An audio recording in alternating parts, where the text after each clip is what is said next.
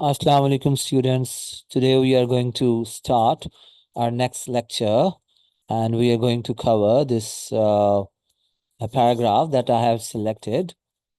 Before going to start these lines, let me tell you the context of this paragraph. As we know, obviously, when you are going to ask about writing the reference to the context question, so you have to start it like that you will tell that this passage or this paragraph or this text is taken from a hanging, uh, uh, and a narrative essay written like a story. And the author of this essay is George Orwell. It captures the final walk of the condemned prisoner toward the gallows. Unlike dramatic or emotional narration, Orwell deliberately focuses on minute physical details. It allows the reader to gradually realize the prisoner's humanity. The main purpose of George Orwell to make us realize that prisoners are also human beings. They also have feeling, they also have emotions.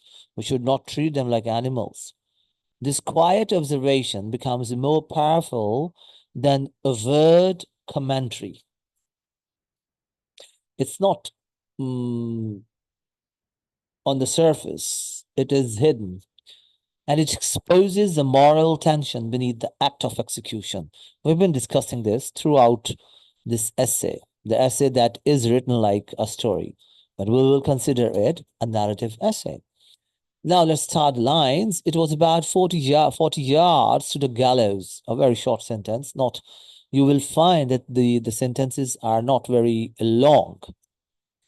So again, it's a description. And see how precise he has been in describing the distance, 40 yards. So it introduces a measured, almost calculated tone. This tone is very calculated. He's telling us almost exact, precise measurement of the distance. The numerical detail is also reflecting the mechanical nature of execution, as if death has been reduced to distance and procedure. At the same time, you will see the short span intensifies psychological pressure. Death is not abstract, but imminent and spatially close, only 40 yards away from the death, right? So it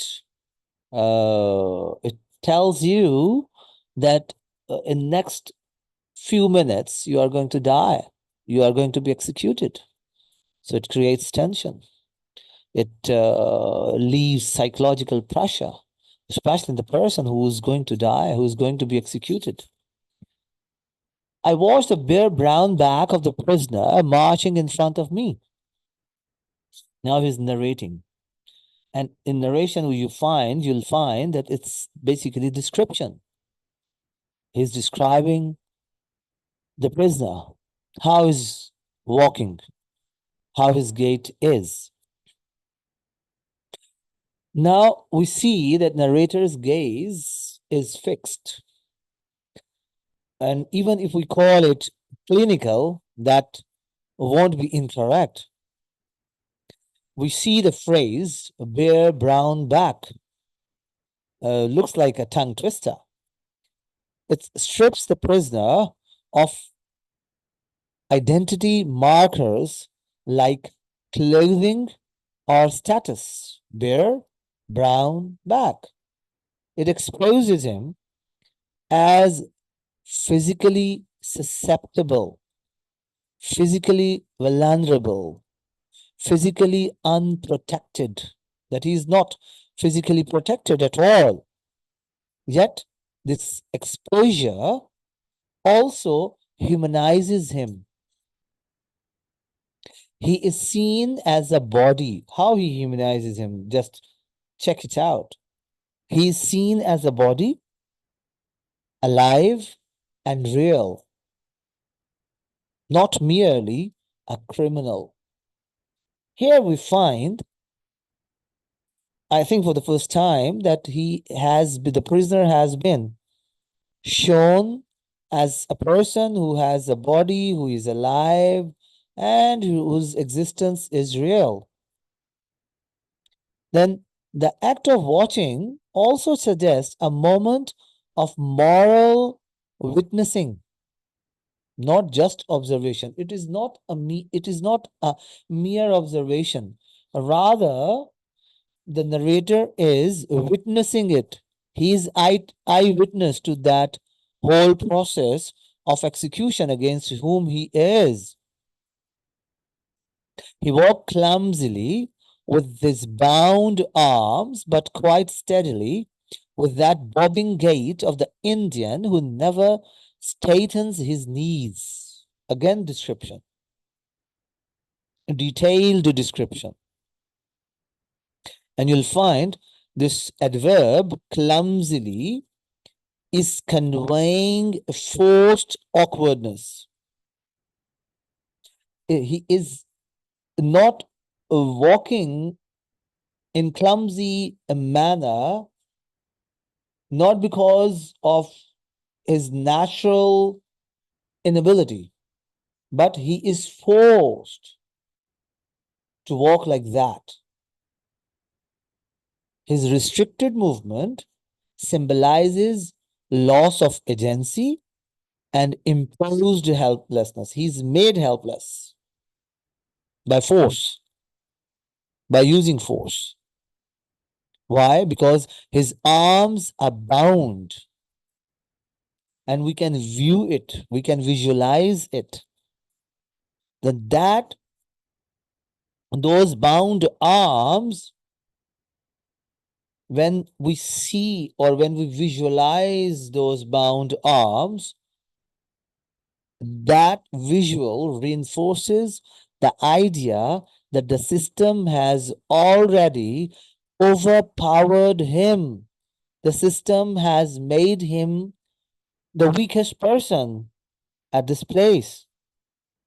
And even before death, after death, obviously he's going to be dead, he will be powerless. But they have made it even before his death. At each step, his muscles slid neatly into place. The lock of hair on the scalp danced up and down. His feet printed themselves on the wet gravel. Look at this beautiful, he's just like painting the picture. You will find everything in front of your eyes as if it's happening in front of you. So if you see, Orwell adds a culturally specific observation. The steady movement contrasts with clumsily.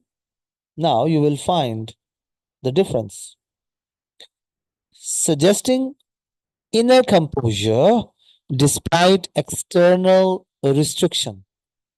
Then the phrase bobbing gait reflects habitual bodily rhythm. If you like, that is something deeply ingrained, it's by default. This indicates that even under extreme control, personal identity persists through the body's memory.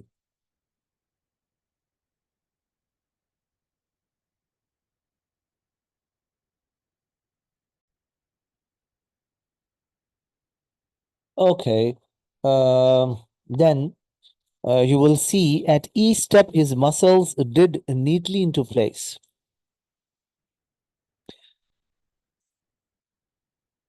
If you see this part of this longer sentence, you'll find that here we find a shift. What is a shift? It is the shift in attention. Now attention shifts to the organic precision of the human body. Organic means natural, not superficial or not artificial. And then precision, how well calculated and measured every human body is. Then we find another phrase, slid neatly. This phrase suggests harmony and a natural function.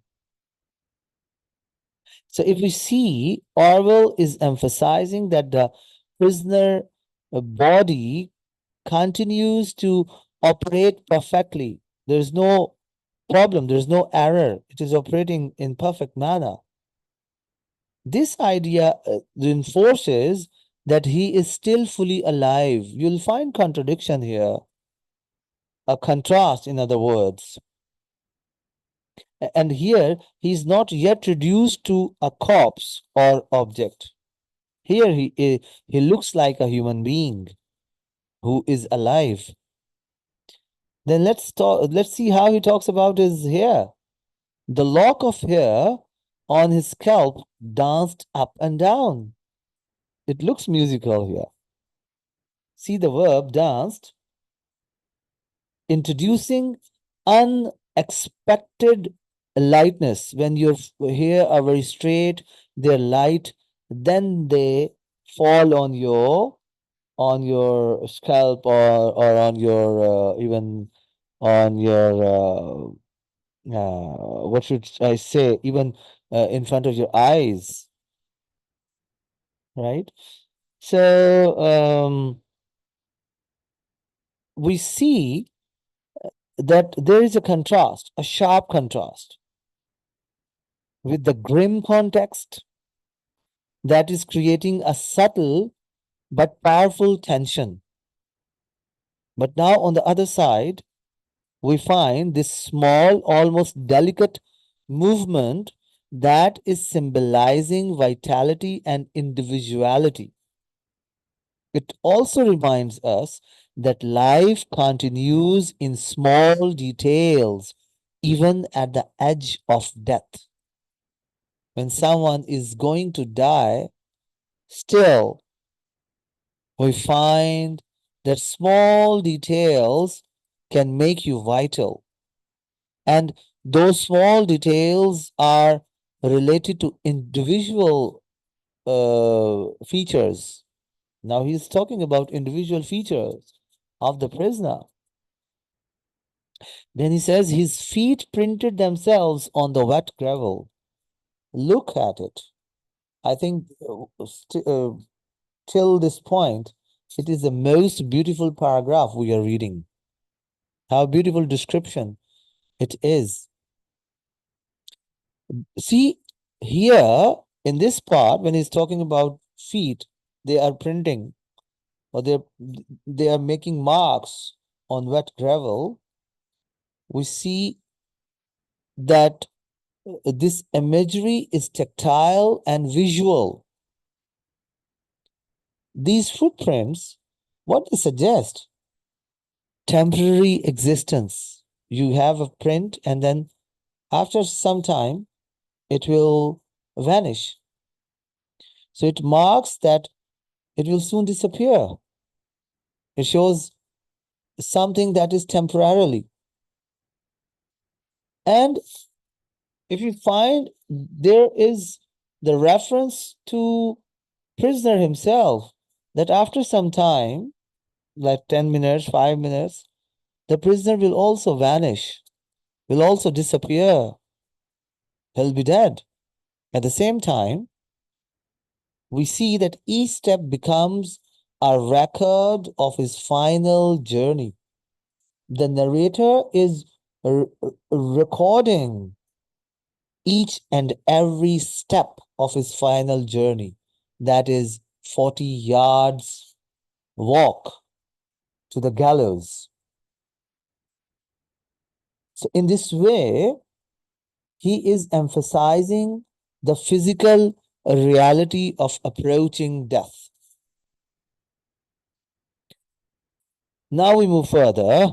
Last sentence of this paragraph. And once, in spite of the men who gripped him by each shoulder, he stepped slightly aside to avoid a puddle on the path. This is the central moment of revelation. The action is instinctive. See what is instinctive? Something that your instincts let you do, right? And that is almost unconscious. Avoiding the puddle reflects ordinary human behavior. When you find certain puddle in front of you, you try to avoid it. So that is rooted in self-preservation and habit. For example, you are going somewhere and you find something in on your way. Obviously, you try to avoid it. It's your natural instinct. So here, the natural instinct of a prisoner who is going to be executed is very well presented. He's trying to, it's here it is shown that it is a natural habit. Though the significance lies in its contradiction. A man about to die is still responding to life's small inconveniences. Look at it. We know that he's going to die. If he does not avoid the puddle, what's going to happen? Nothing.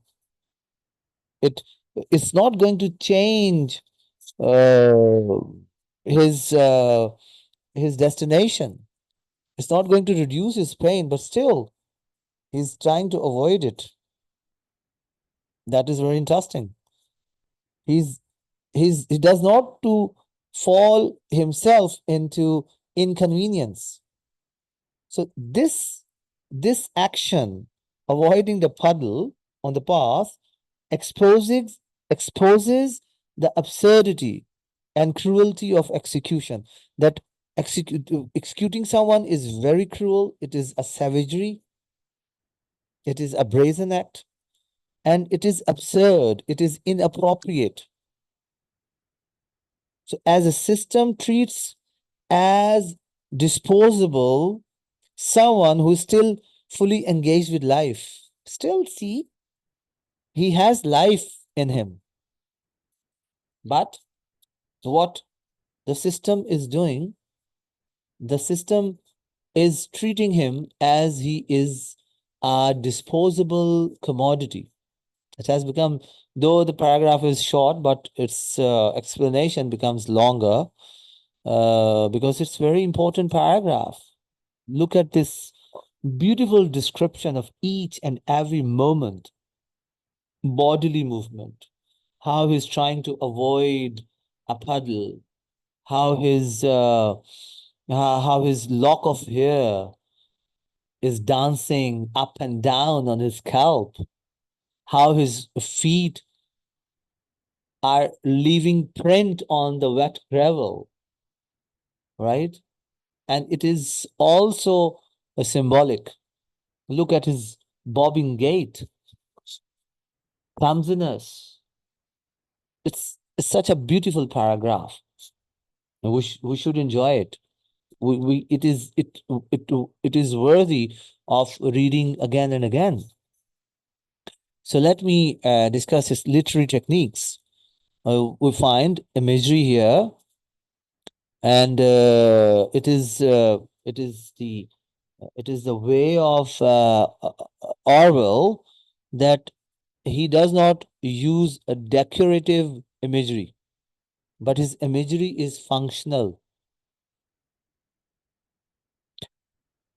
We find that each visual detail, like movement of muscles, the dancing of hair, footsteps, all these movements, what are they doing? These are visual details. We can visualize all those details. So what they do, they build a progressive realization of life within the condemned body. He's a condemned body. We have decided that he does not deserve to live. This body is evil. It's not worthy to be alive. But all those visual details tell us that still there is life. Life progresses. Then we find symbolism. We find symbolism in the journey to the gallows. How? Because the journey to the gallows is representing the structured path toward death that is imposed by authority. They have made a path where you have to walk, that you have to pass to be executed. And it is structured path. They have designed it. Then the puddle, it's very important. It symbolizes everyday life. And it also shows that it is in our instinct that we have to care, we have to take care of ourselves whenever we are in danger, or whenever something that can create inconvenience for us, we are going to avoid it. The same thing that the prisoner does. Then another symbol is the footprint. Those footprints on the wet gravel, they symbolize the fleeting nature of human existence. They are like human beings, nature of human beings, that once they are existing, once they are alive, and after some time they'll be nowhere, they'll disappear. Then you'll find contrast. And we see that contrast is continued. It does not stop in the whole essay. Essay like a story. That makes it more distinctive, more distinguishing. So we see that contrast operates between three different ideas. Number one, there is a contrast between mechanical system, and it contrasts with living body. That body is moving in a rhythm. Then physical restraint and natural movement. Even when you restrain someone physically, you cannot stop his natural movement.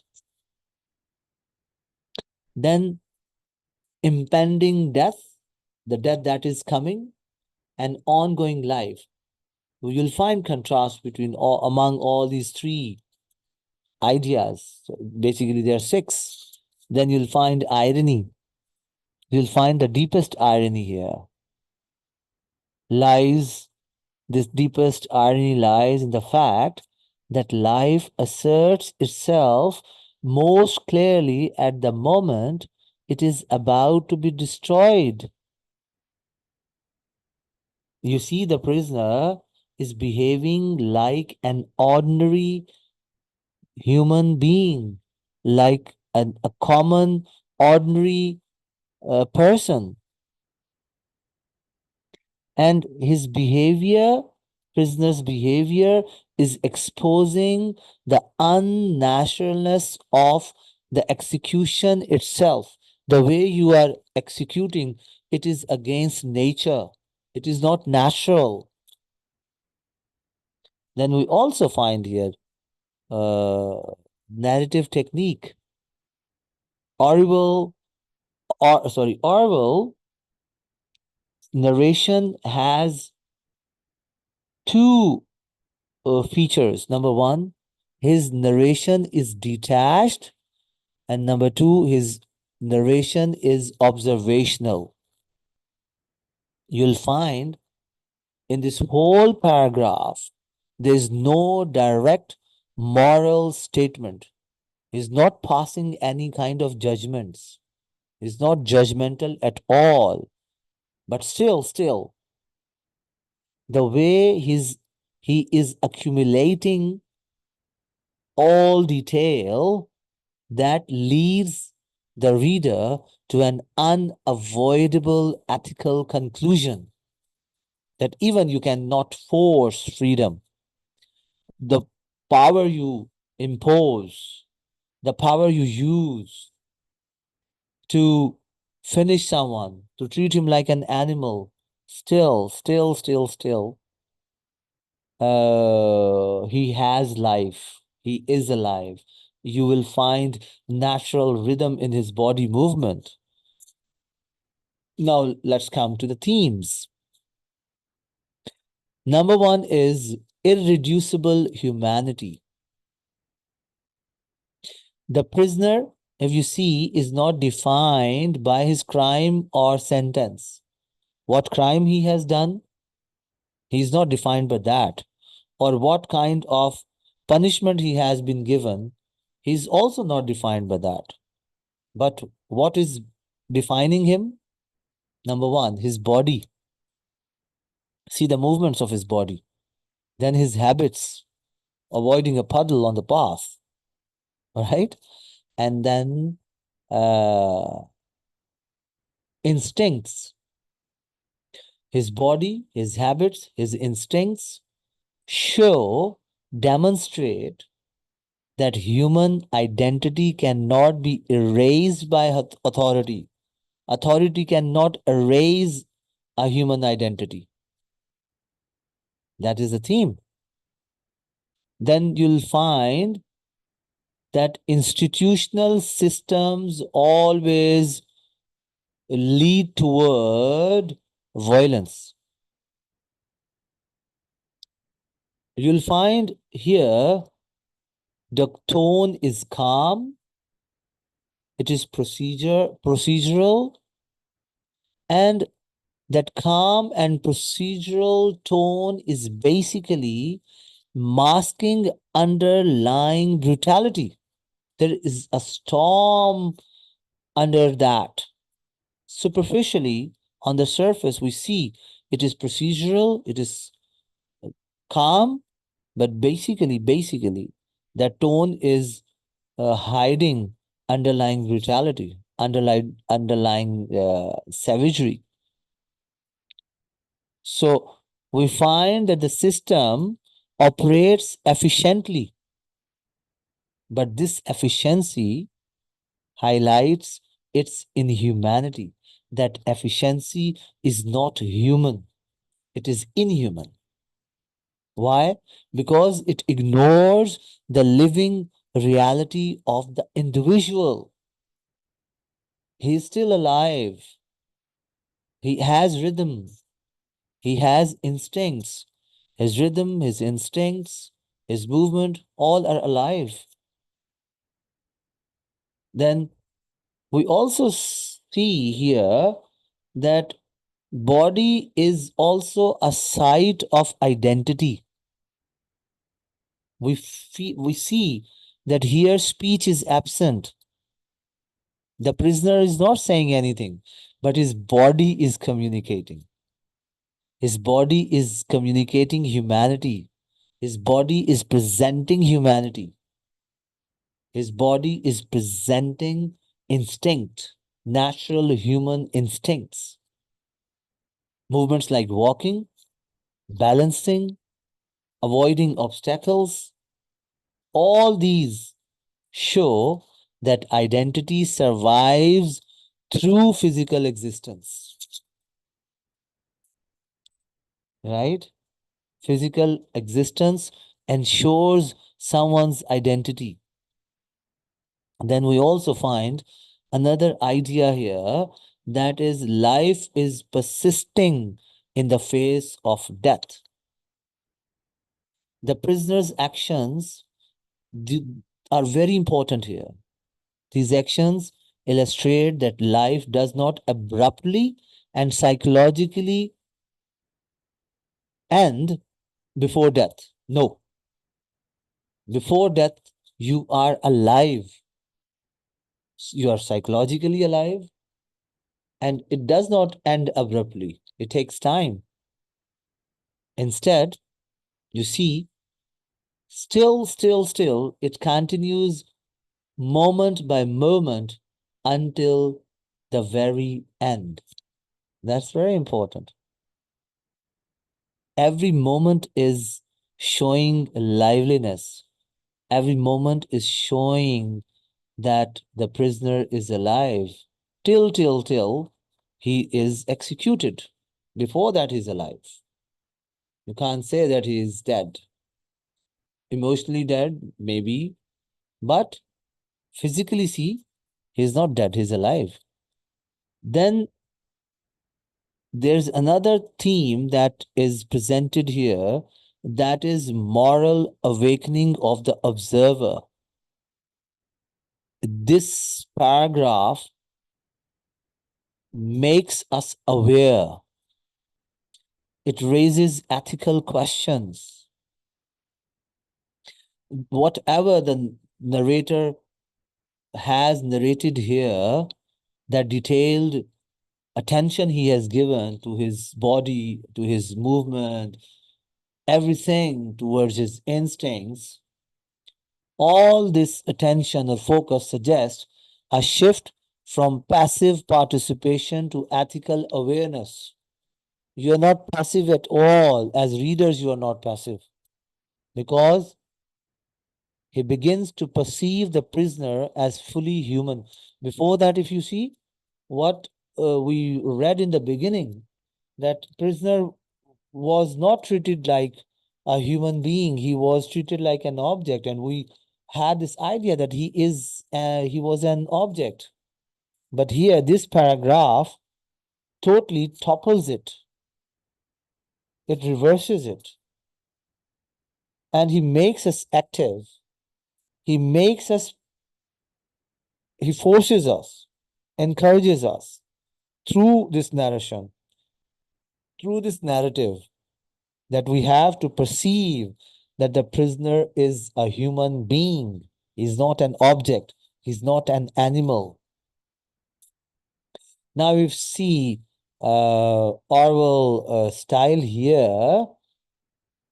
It is economical, but deeply suggestive. He does not use very decorative words, very simple words we find, but those have depth. And similarly, he avoids emotional language. He does not use it. He does not try to erase our emotions. But instead of that, he relies on precise physical description. With the help of physical description that is very accurate, that is extremely well calculated, well measured, that physical description is encouraging us to think in a certain way, to treat that prisoner as a human being. Then you see that this restraint creates a stronger impact, because we readers are not told what to feel. We don't know what we have to feel, but we are led to experience realization gradually. We are realizing gradually because we are visualizing it. Physical description is helping us to visualize that the prisoner is not an object but a human being. His use of simple syntax, you'll find it's not very intricate, not complex. And that simple syntax structure is combined with vivid detail. Very clear picture we can have in front of our eyes when we read, even as if it's happening in front of us. And that vivid detail that is combined with simple context reflects journalistic clarity. As similarly, we find that journalistic clarity carries philosophical depth. It there is philosophically, it is very, very deep. It has deep impact. Then let us critically analyze it. If you see this passage, short passage, but it's very powerful, and we see that this paragraph is a turning point in this essay. We see a writer, Orwell, subtly dismantles the justification of capital punishment by focusing not on legal arguments, but on lived human reality. The prisoner's unconscious gesture, that is avoiding the puddle, the gesture becomes a profound, a deep ethical statement. That action is giving us a strong statement, not the words. It reveals that the condemned man, the person who's punished, still participates in life's ordinary logic. When you have a hurdle, you have to avoid it. Right? The power of this passage lies in its quiet resistance. There is no dramatic protest, yet the simple continuity of life within the prisoner exposes the moral contradiction of execution. The system treats him as already dead, but he's not. He is a perfect human being whose instincts are alive. Even he is bound. Even he's held by certain guards. Even he is not, he's forced to move in unusual way. But his body is not following that. His body is showing natural rhythm. So this gap between perception and reality forces both narrator and reader to confront the inhumanity embedded in normalized practices. Normal practices show how basically how we make different things inhuman, right? So we have, as readers, we have to confront the inhumanity that is embedded in normalized practices. So let me conclude it. If we see this passage transforms a routine execution into a moment of deep philosophical reflection. Through restrained narration and precise imagery, we see that a writer, George Orwell, reveals, shows, explains, elaborates that even in the final moments before death, human life remains active, it is instinctive, and it is even dignified. The prisoner's small actions challenge the logic of capital punishment, that he does not deserve to be executed. He can be given some other punishment. And it leaves the reader with a lasting awareness of the value and persistence of human existence. That paragraph was quite interesting, very interesting, uh, philosophical too. But I have tried my best to make you understand. I've tried my best to make it simple. But still, if you have queries, you can ask me. Thank you for watching.